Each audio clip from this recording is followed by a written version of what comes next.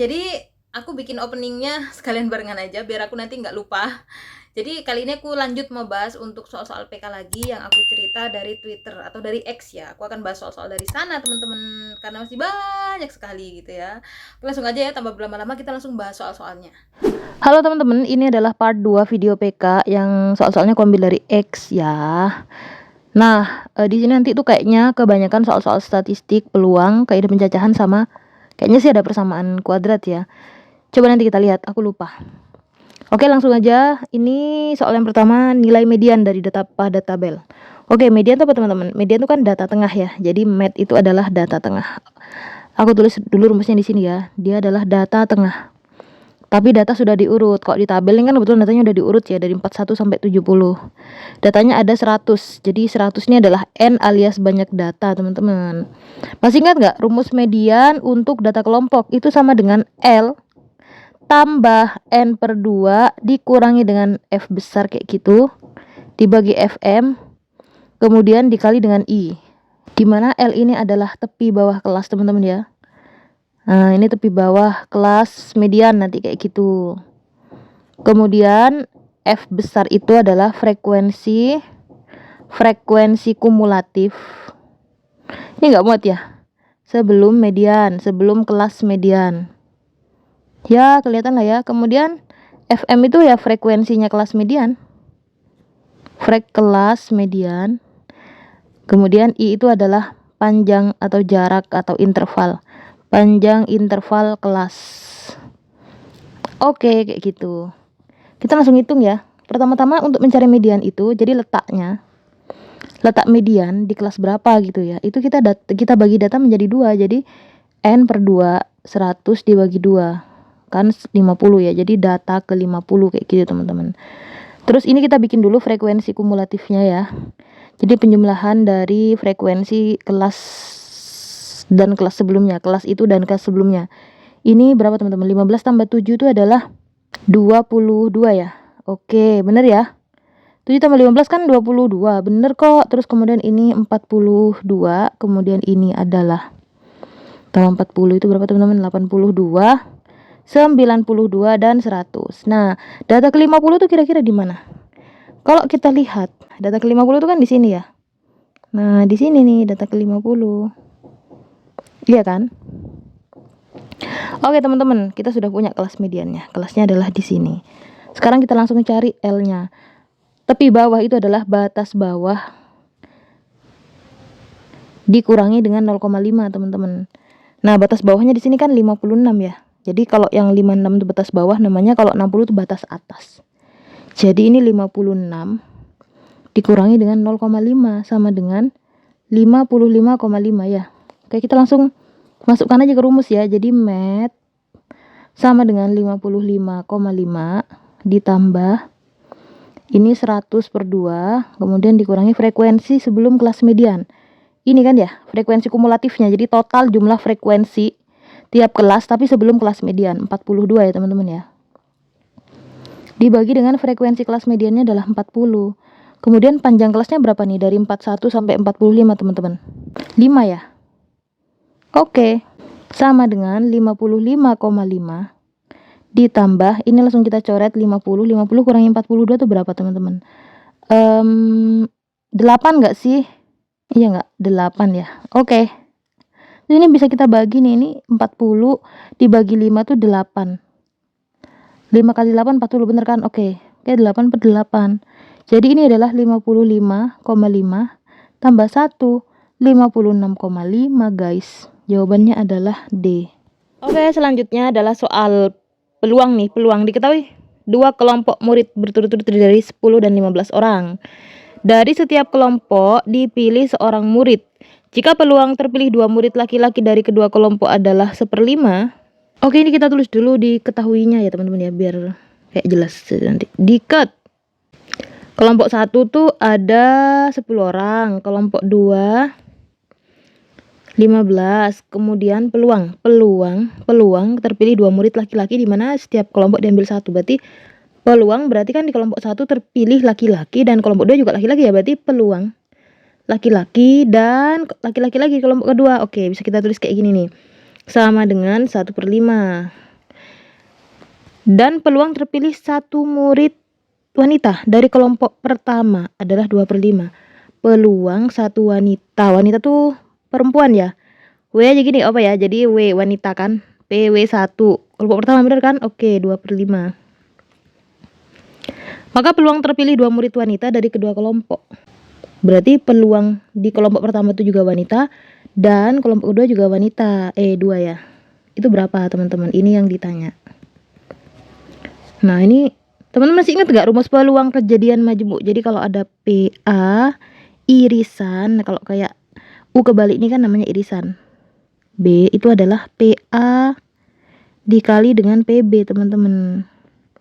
Itu aja sih, berarti ini kan bisa kita pecah menjadi peluang wanita di kelompok pertama. Nah, ini kita sudah punya nih, dikali peluang wanita di kelompok kedua. Itu berapa? Nah, yang nggak kita punya itu yang ini. Wanita di kelompok kedua. Oke. Nah, kita di sini bisa nyari peluang laki-laki nih, teman-teman, pakai petunjuk ini nih. Oke, ini.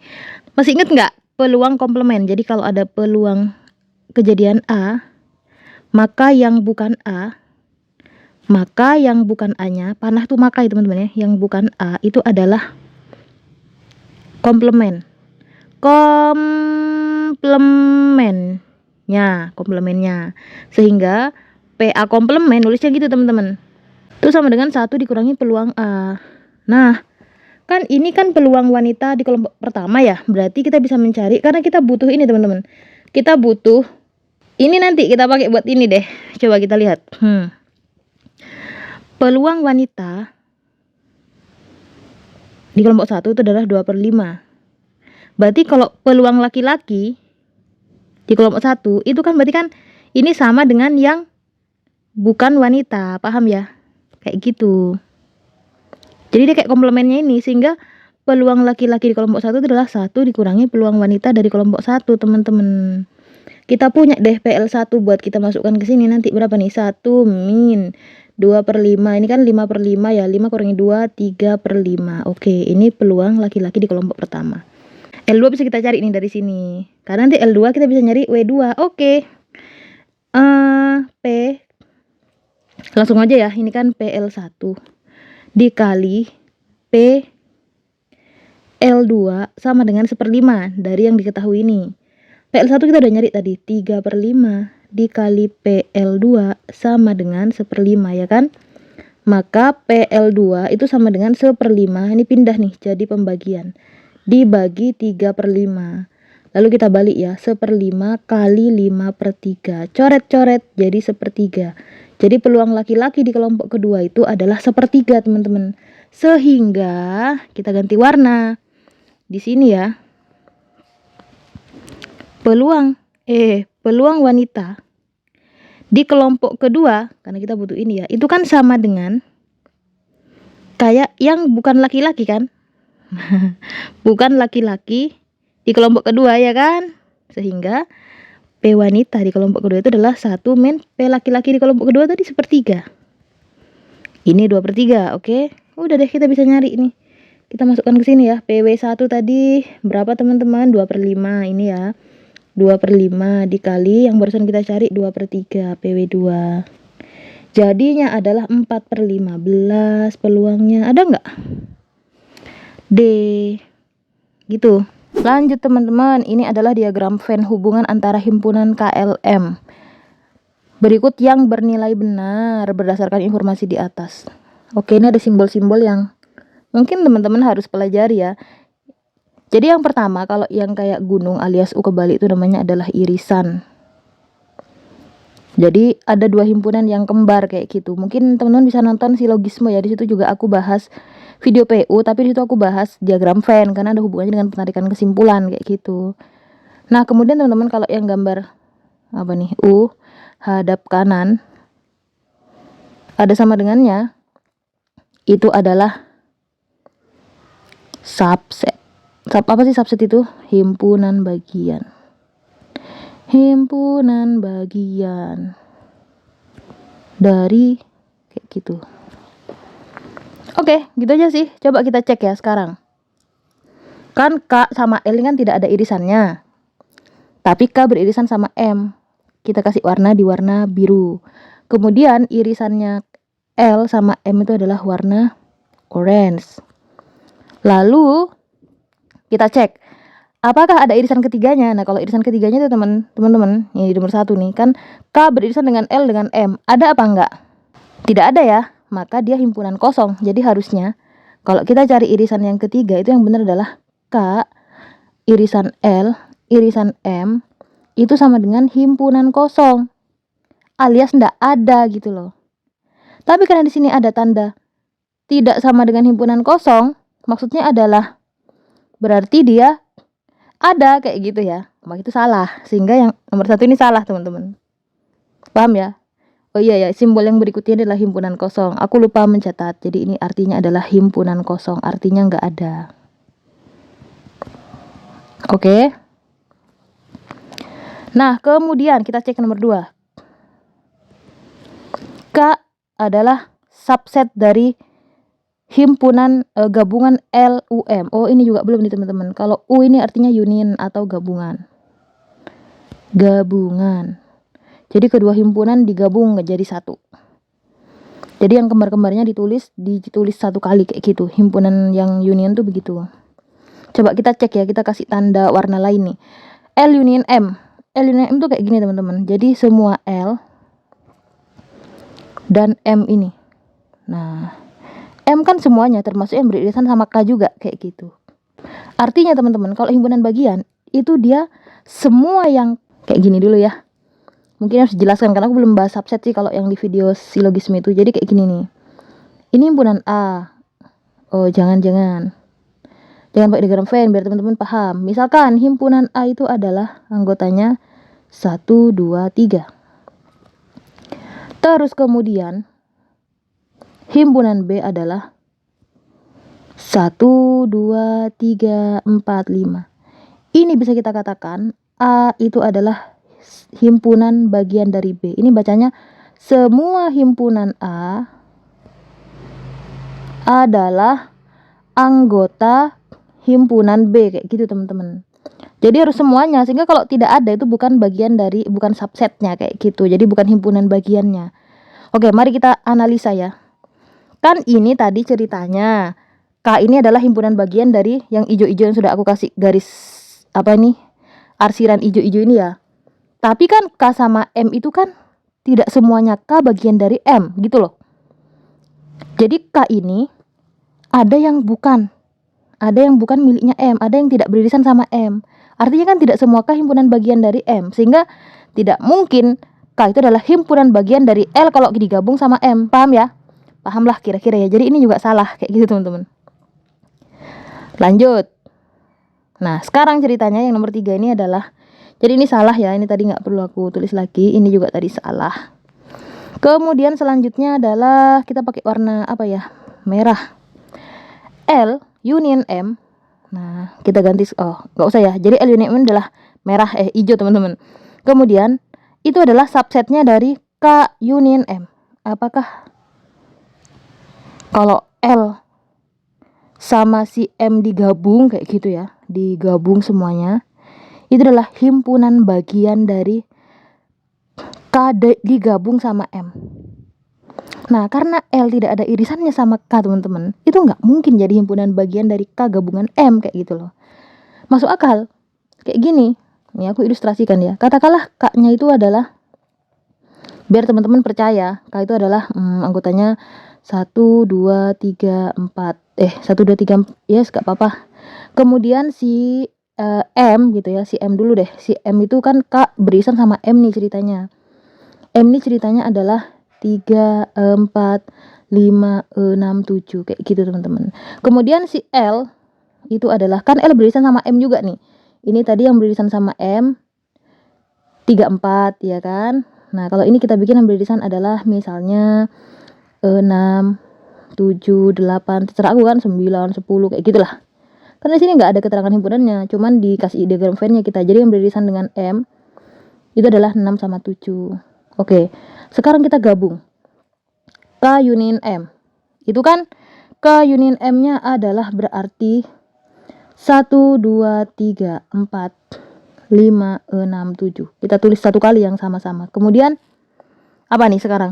L union M itu 3, 4, 5, 6, 7, 8, 9, 10 ya kan?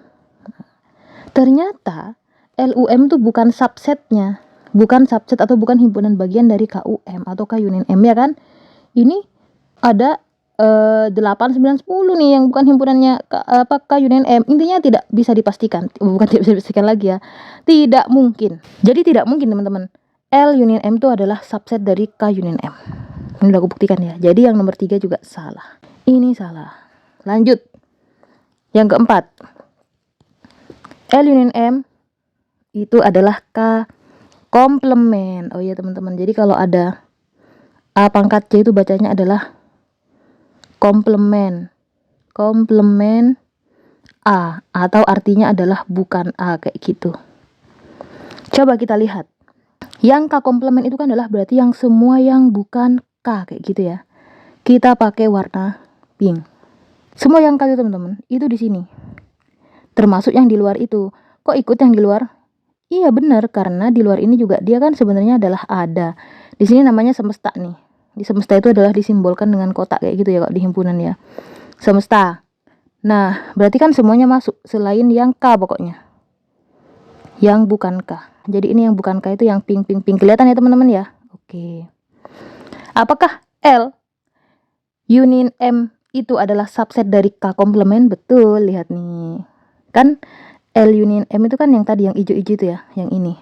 Jadi yang hijau ini teman-teman, ini adalah tadi kan yang L digabung sama M, jadi L union M. Nah, maka udah jelas kan? Nih hijaunya udah tak kasih tanda nih, seret, kelihatan ya, udah tebel kan? K komplement itu tadi yang pink semua. Nah, sehingga kalau L digabung sama M itu adalah subset dari bukan himpunan K. Jadi K komplement. Jadi yang benar cuman ini. Karena yang bukan K tadi kan yang di luar ya, yang warna pink kayak gitu. Jadi yang benar hanya 4 ya. Hanya satu aja yang betul. Paham ya teman-teman ya? Oke lanjut, masih sebuah dadu, masih peluang. Oke, ini masih peluang teman-teman ya. Sebuah dadu dilempar dan X adalah mata dadu pada sisi atas. Peluang 2 kurang dari sama dengan X kurang dari 4 sama dengan. Oh ini gak ada notesnya ya, gak apa-apa, aku tulis di sini aja. Peluang masih ingat kan rumusnya ya, PA sama dengan NA dibagi NS. Oke, kita lingkerin. Nah, kalau dadu itu kan dadu itu kan banyak semestanya, banyak angkanya. Dadu itu kan dari mulai berapa teman-teman? 1, 2, 3, 4, 5 sampai 6 kan ada 6 sisi. Terus di sini ditanya peluang kejadiannya nih, peluang dari 2 kurang dari sama dengan X kurang dari 4. Berarti itu kan adalah X antara 2 di mana 2-nya ikut. Nah, himpunannya berarti himpunan dari angka 2, kemudian kurang dari 4 berarti cuma 3. Jadi 2 sama 3 aja teman-teman ya. Dibagi dengan banyak semestanya ini berapa? Ini N-nya ada 6 ya kan? Kalau ini nanti N-nya ada 2. Aku nulisnya kacau. Ini 2/6. Jadi banyaknya ya teman-teman ya kan. N ini artinya adalah banyaknya. Banyaknya kejadian dibagi seluruh kejadian. Jadi peluangnya adalah 2/6 atau 1/3. Jawabannya B. Oke, sebuah losmen mempunyai 6 kamar. Kedatangan 4 tamu yang akan menginap. Banyak cara petugas losmen menempatkan tamu di kamar. Ini kaidah pencacahan ya teman-teman ya. Ini sih permutasi biasanya. Jadi ibaratnya gini nih. Kan ada 4 orang. Nah, kita balik ya sekarang. Jadi ini ada 4 orang. 1, 2, 3, 4.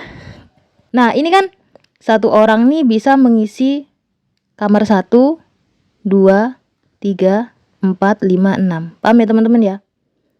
Tapi kan kalau sudah dia memilih 1 kamar bersisa 5. Nah, kita giniin sekarang. Dia bisa menempati 6 kamar. Karena sudah kepake 1 sama dia, maka orang kedua nih jadinya dia punya kesempatan mengisi kamar berapa aja. Kamar 2, 3, 4, 5, 6. Ini ada berapa kamar nih? Itu 2, 3, 4, 5. 5. Dan seterusnya kalau udah kepake kan sisa 4 kamar. Dia bisa memilih antara 4 kamar, kemudian ini bisa memilih dari 3 kamar. Kayak gitu. Ini permutasi teman-teman ya. Ini tinggal dikali. Jadi 6 kali 5 kali 4 kali 3. Ini N cara.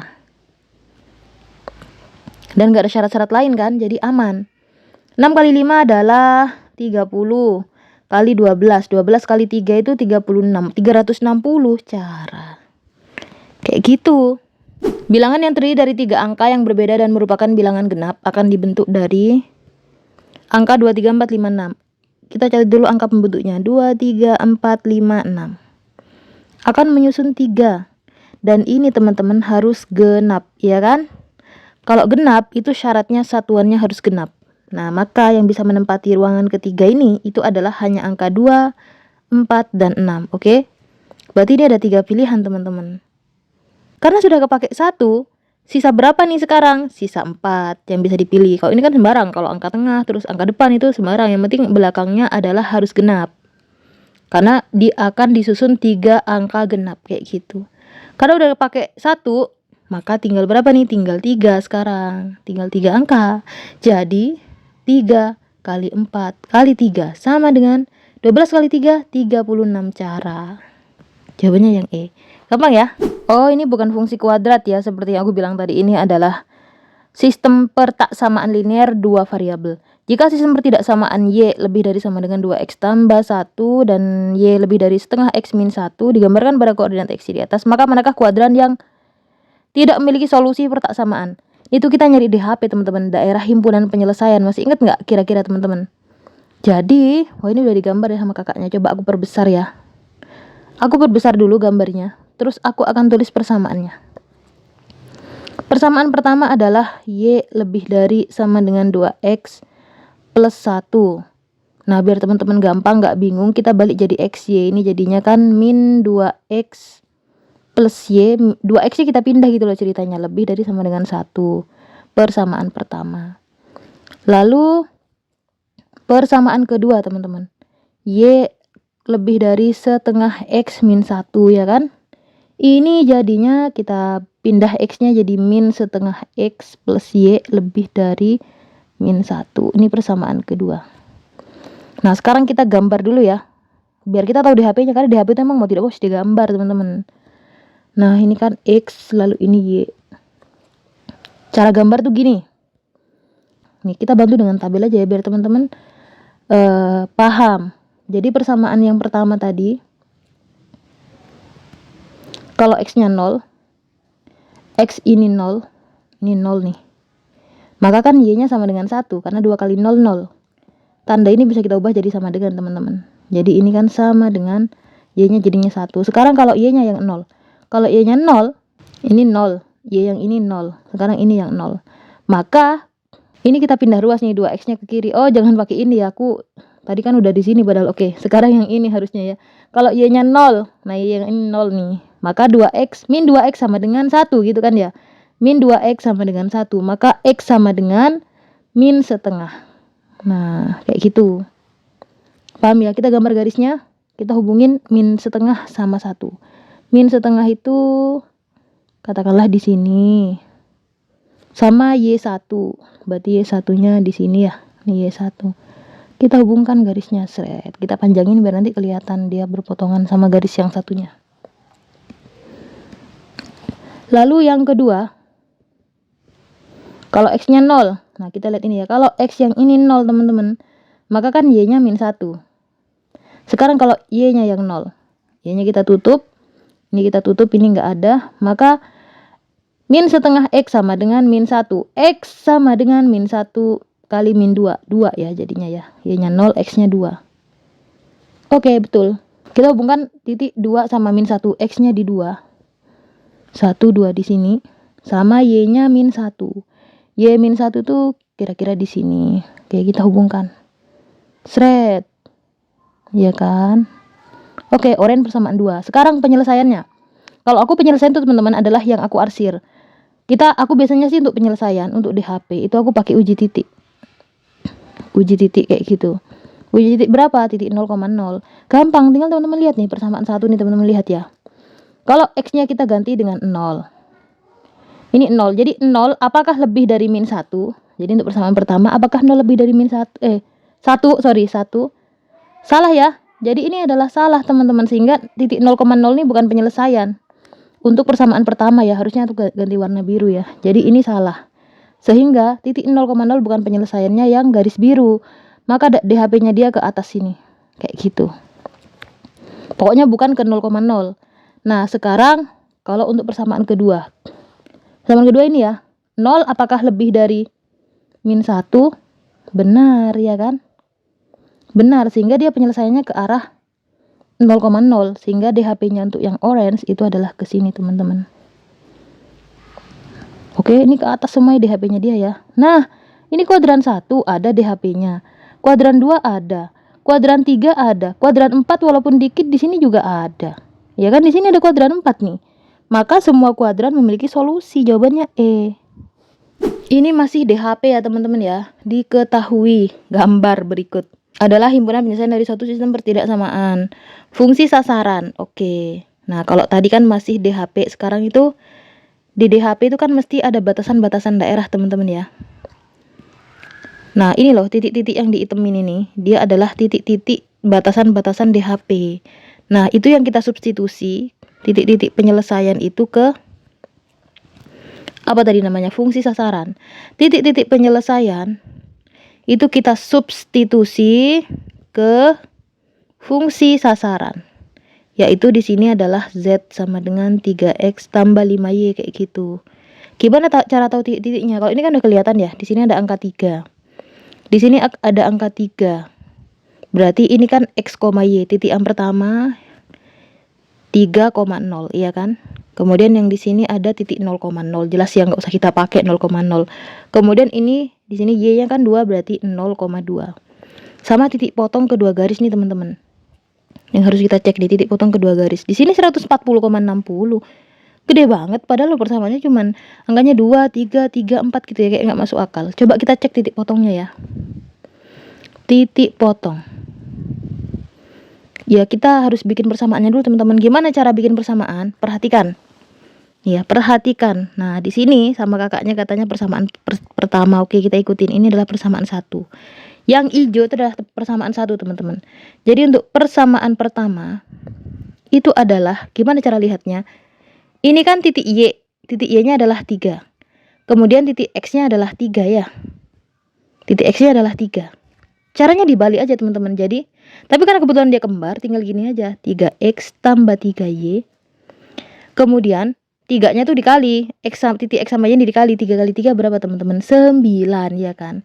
Titik 9. Terus tandanya kemana? DHP-nya kan di bawah garis nih, ke arah 0. Maka tandanya adalah kurang dari. Kurang dari sama dengan. Kenapa demikian? Karena 0 itu kurang dari sama dengan 9. Benar kan? Itu. Atau kalau misalkan daerahnya gini di kuadran 1, memang kalau DHP-nya di bawah tuh tandanya kurang dari. Memang itu nanti ada sih beberapa syarat ngafalin. Tapi kalau misalkan teman-teman malas ngafalin, mending uji titik 0 aja. Kalau benar berarti daerahnya di 0, berarti tandanya kurang dari 9 kayak gitu. Paham nggak sih? Paham lah ya. Nah, sekarang kita ke persamaan kedua ya. Perhatikan garis ini, teman-teman. Ini adalah garis untuk persamaan kedua. Oke, persamaan kedua ya. Terus titiknya kan di 2 sama 4 nih. Nah, 2 ini kan titik Y. Titik Y itu adalah miliknya koefisien X. Jadi, koefisiennya X kayak gitu. Persamaan 2 berarti kan 2X. Nah, karena di X ini adalah titiknya 4, dia punyanya Y. Tambah 4Y, kemudian 2 sama 4 dikali, teman-teman. Karena dia daerah penyelesaian di bawahnya garis ya, berarti kurang dari sama dengan 2 kali 4, 8. Kayak gitu, teman-teman. Paham ya? Oke, kita sekarang eliminasi. Elim 1 dan 2. Nah, 3X tambah 3Y kurang dari sama dengan 9. 2X tambah 4Y kurang dari sama dengan 8. Oke. Apa yang bisa kita eliminasi di sini? Oh, nggak ada, belum ya. Kita kali dulu nih. Kita eliminasi X dulu ya. Ini berarti X-nya biar KPK-nya kan 3 sama 2, 6 itu aja ya. Ini kali 2, ini kali 3. Jadi 6X tambah 6Y kurang dari sama dengan 18. 6X tambah 12Y kurang dari sama dengan 24. Kurang, ini habis 0. 6 min 12Y min 6Y kurang dari sama dengan 18 min 24. Berapa, teman-teman? Min 6 ya. Sehingga Y-nya adalah min 6, min 6, 1. Min 6 dibagi 6 maksudku ya. Min 6 bagi min 6. Sekarang substitusi. Kita pakai persamaan yang ini aja. 2X tambah 4Y kurang dari sama dengan 8. 2X tambah 4 kali 1 kurang dari sama dengan 8. 2X 4-nya kita pindah ke sana jadi 8 min 4. Jadi ini X-nya kurang dari sama dengan 4/2 ya. Jadi X-nya adalah 2. Tuh kan titiknya ternyata 2,1. Ini 2,1 bukan 140,60. Disederhanakan juga jadi 7/3. Salah ya. Oke, nah kita udah punya titiknya nih. Titik yang ketiga sekarang adalah 1,2. Kebalik. 2,1. Lalu teman-teman, ini kita substitusi aja mana yang menghasilkan nilai Z paling besar. Karena yang ditanya adalah maksimum dari Z. Merem aja ya. Ini 3 dikali, kita pakai persamaan pertama. 3 dikali 3 9, ini 0, ini jawabannya 9. Nah, ini 0, ini 5 dikali 2 10. Yang ini jawabannya adalah 10 ya teman-teman ya. Ini 10. Sekarang pakai titik yang ketiga, 2 sama 1. 3 kali 2 6.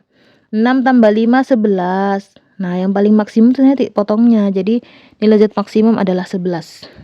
Nah, ini masih seputar pertaksamaan ya. Semua nilai X yang memenuhi. Kita mencari interval X yang memenuhi pertaksamaan berikut di mana nilai X-nya itu antara A sampai B. A kurang dari X kurang dari B. Kemudian ditanya 4A tambah 4B. Oke. Gimana caranya teman-teman? Masih inget nggak? Kalau ada fungsi pecahan, misalkan fx ya, dibagi gx, itu daerah penyelesaiannya x. Maksudnya semua nilai x yang memenuhi itu, salah satu syarat yang harus dicek itu adalah si penyebut itu ndak boleh sama dengan 0. Karena kalau per 0 itu kan jadinya tidak terdefinisi ya. Gak ada gitu loh, gak ada nilainya. Sesuatu dibagi 0, dibagi goib, ya gak ada. Ini teman-teman ya. Nah, oke, berarti kita cek. Sekarang gini deh, ini kan tandanya kurang dari sama dengan 0. Berarti di sini dia harus negatif. Kan dia kan fungsi pecahan. Oke, sekarang fungsi pecahan deh. Kalau negatif dibagi positif itu kan sama dengan negatif. Jadi kalau atas negatif, bawahnya kemudian positif, dia pasti negatif. Sebaliknya kalau atasnya positif, bawahnya negatif, itu kan juga negatif ya, sama. Kita butuh yang ini, pokoknya. Kalau positif dibagi positif, positif. Negatif dibagi negatif kan juga positif. Jadi harus yang atas ini salah satunya nanti negatif atau yang bawah ya, terserah nanti yang mana yang kita dapat nih. Nah, gimana teman-teman? Caranya teman-teman ngecek fungsi itu dia positif atau negatif. Tuh teman-teman harus ngecek yang namanya definite positif dan negatif. Itu ada syaratnya teman-teman. Definite positif itu berarti fungsinya selalu positif, yaitu syaratnya adalah nilai A-nya selalu lebih dari 0 dan diskriminannya kurang dari 0. Ingat gak rumus diskriminan? Di sini aku tulis ya, D sama dengan B kuadrat min 4AC. Kemudian kalau definite negatif itu A-nya lebih dari 0 dan diskriminannya lebih dari 0 juga. Fungsi kuadrat itu kan gini teman-teman. Fx sama dengan ax kuadrat plus bx plus c. Nah, ini loh nilai a, b, c nya itu yang ini. Oke, mari kita cek ya. Yang atas tuh dia positif apa negatif? Yang x kuadrat min x plus 3. Jadi untuk x kuadrat min x plus 3, kita cek d nya.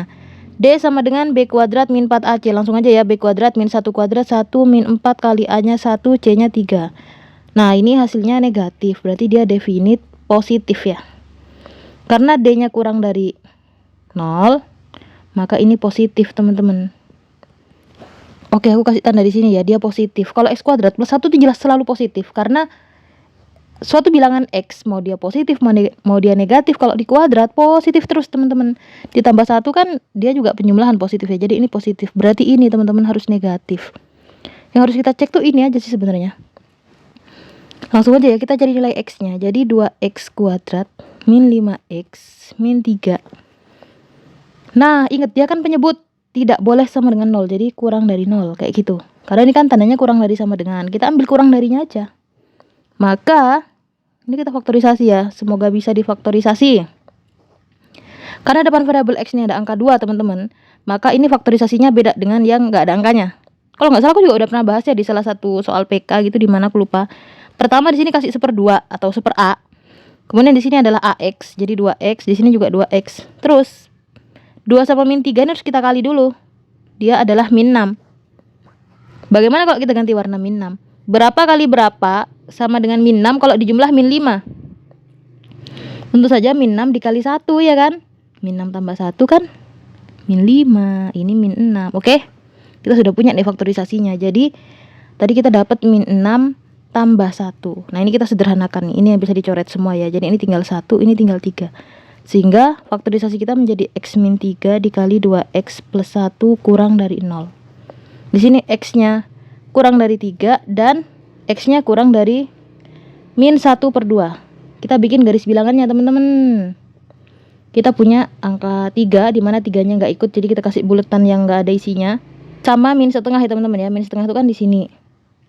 Di antara mereka ada angka 0. Coba kita cek 0. Kalau dia adalah solusi, maka solusinya adalah antara ini dan ini nanti. 0, 2 kali 0, 0, 0. Min 3 kurang dari 0. Benar ya? Ini benar. Benar. Kok ini nggak dicek kak? Bisa aja sih. Kan x-nya tidak boleh sama dengan x kuadrat. X kuadrat plus 1. Kalau kita faktorisasikan x plus 1, x min 1. Ini aljabar istimewa teman-teman. Jadi x sama dengan min 1 atau x sama dengan 1. Min 1 sama 1 tuh di sini. Min 1, kemudian 1 kan include ya. Nah, min 1-nya ini nggak ikut sih. Min 1 kalau kita substitusi, pasti dia tidak akan menghasilkan. Pas kita masukkan ke sini nih, ke fungsi yang 2x kuadrat min 5x min 3 tadi, dia tidak menghasilkan suatu definit negatif. Artinya fungsinya jadinya dia tidak negatif. Coba aja kita substitusi min 1. Min 1 ke sini ya. Min 1. Kan dia harus negatif nih syaratnya nih. Yang fungsi yang ini tadi harus negatif. Nih teman-teman, dia harus negatif pokoknya fungsi ini. Biar positif per negatif kali positif kan negatif. Jadinya bener kurang dari sama dengan 0 gitu loh. Coba ya kita substitusi min 1 ke sini deh.